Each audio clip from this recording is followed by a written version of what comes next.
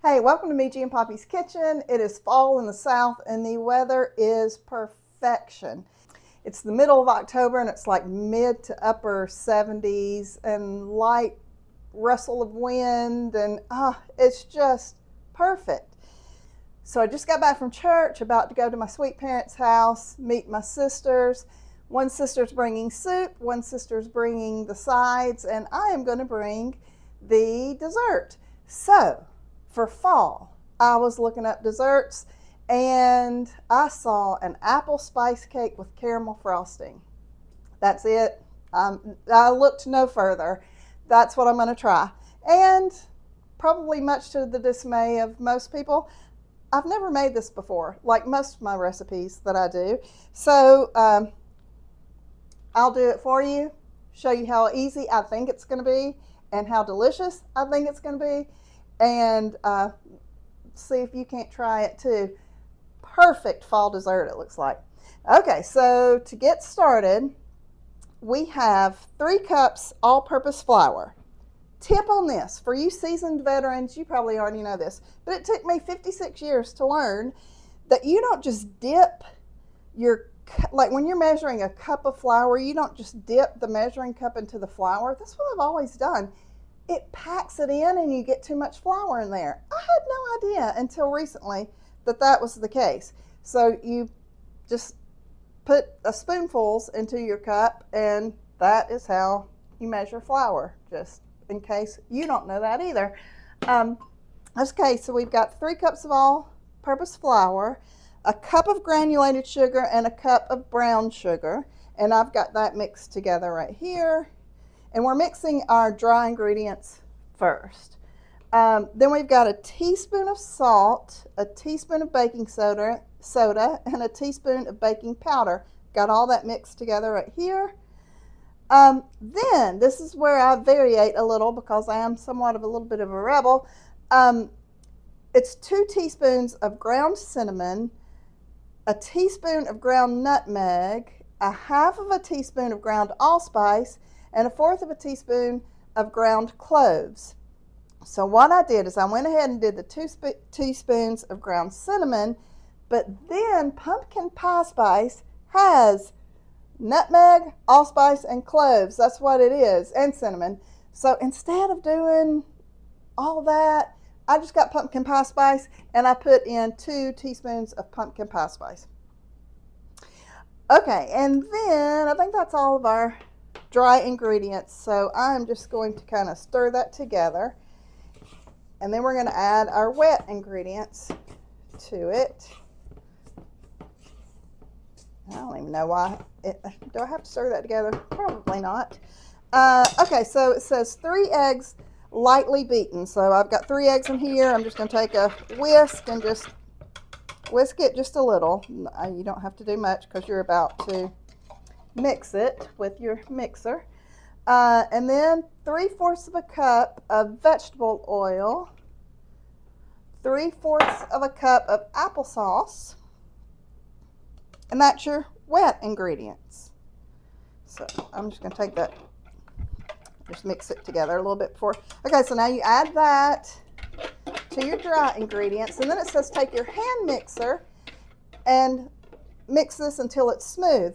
I don't even know where my hand mixer is. I have not used that thing in so long, so I'm just going to do it in my stand mixer. Just a little. It says just until smooth. Oh, some of my spice didn't come out. We got to fix that. Okay. Which should not be long.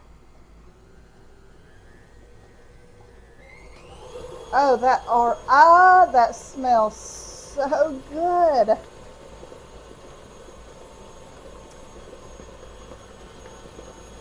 I mean, already it looks smooth. I'm going to do it just a little longer just because I feel like it's hardly been in there. It's smooth. Okay. Then what it says is add the chopped apples. So we've got 3 cups of chopped apples. Okay, now this is where I had a little conundrum because I do not love diced apples in recipes like cakes and things. I love a baked apple. I love regular apples that are unbaked. I just don't like chunks of apple and things.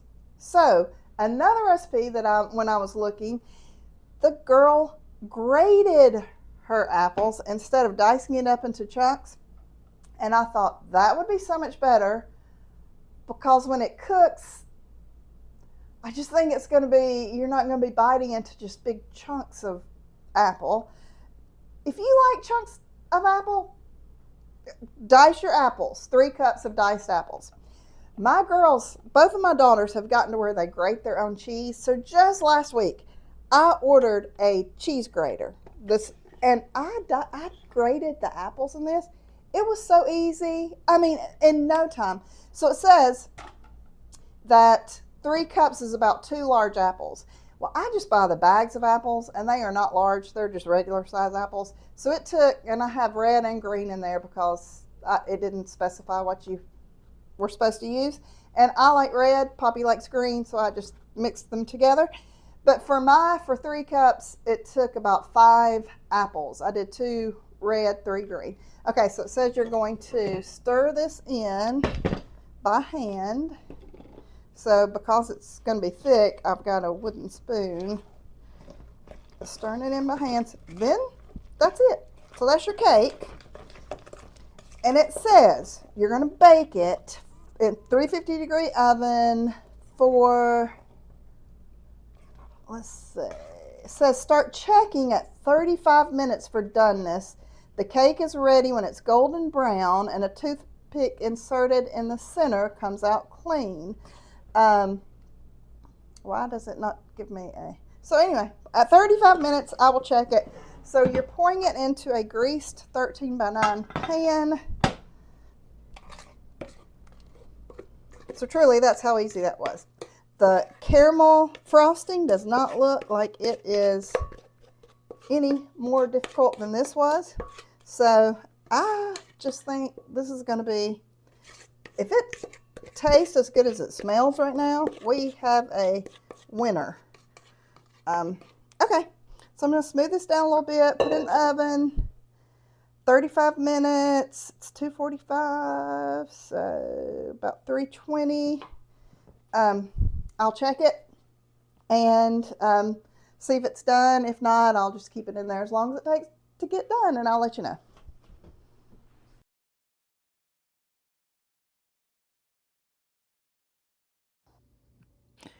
So it's been 35 minutes, so we're going to check it now. And I just said, holy moly, you should smell my kitchen. And apparently I'm still talking about how good the kitchen smells because look at that expression. Okay, I'm doing the toothpick test to see if it's done. So you stick a toothpick in the middle. It looked like raw doughy cake still, so I decided to put it in there for about 5 more minutes. And then we'll bring it back out and see if you can just get moist crumbs instead of the doughy toothpick. So putting that back in and going to check it in a few minutes. Nobody likes a doughy cake. Looks like what I'm saying right there. So now we've taken it out after about 5 minutes and I'm doing the toothpick test and it looks perfect. So now I'm supposed to let it cool for about 2 hours. I didn't know this beforehand and I only have about 30 minutes. So we're just going to go with it like I normally do with my recipes because it'll still be good no matter if I have 30 minutes or 2 hours. Now for the frosting. It says we're going to need a 1/2 cup of light brown sugar, 1/4 cup of butter, which is 1/2 stick, 3 tablespoons of milk,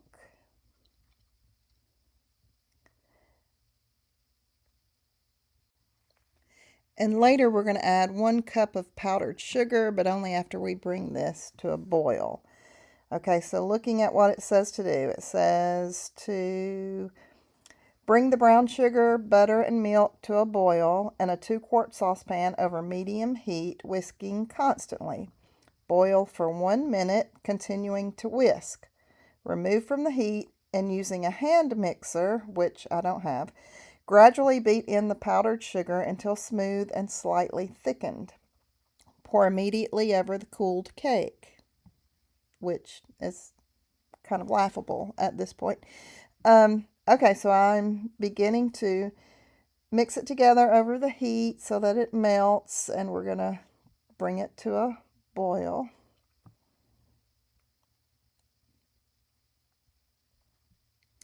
Just whisk, whisk away. And that takes a few minutes to, I'd say probably it would take about 4 minutes to get it to the boiling point. But here it goes, and you can tell when it starts to come to a boil, it starts bubbling around the edges and then comes to the middle. So that's when you really want to whisk for the complete minute so that it doesn't burn. So you just keep whisking. And then I have to remember what it says about once it boils, I'm going to pour it into the mixing bowl and then gradually beat in the 1 cup of powdered sugar until smooth and slightly thickened. And then pour over the cooled cake, which I can tell right there by my expression, I'm saying my cake's not going to be completely cooled as the recipe calls for, but it will be good. Warm cake with warm icing, who can beat it? Okay, so I am pouring it into the mixer. Again, if you have a hand mixer, that's what this recipe calls for, but I would have to search my cabinets for my hand mixer at this point. So, I'm going to gradually add in the powdered sugar. Looks like I'm turning it up to about medium.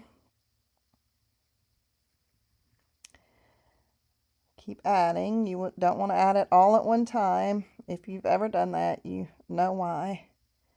It becomes a cloud of powdered sugar in your kitchen.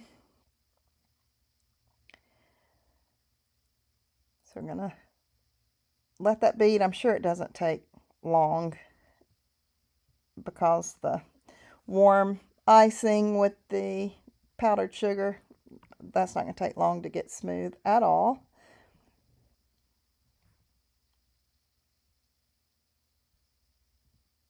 I don't know what I'm saying, but you don't realize how goofy you look until you see yourself on camera. So whatever I'm saying, I'm looking goofy saying it. Okay, looks like it's smooth. So I raise it up while the paddle is still going. That was not really smart. That's what I did. And now I'm taking my semi-cooled cake and I am going to pour this luscious caramel frosting over the cake. And no kidding, this cake was scrumptious.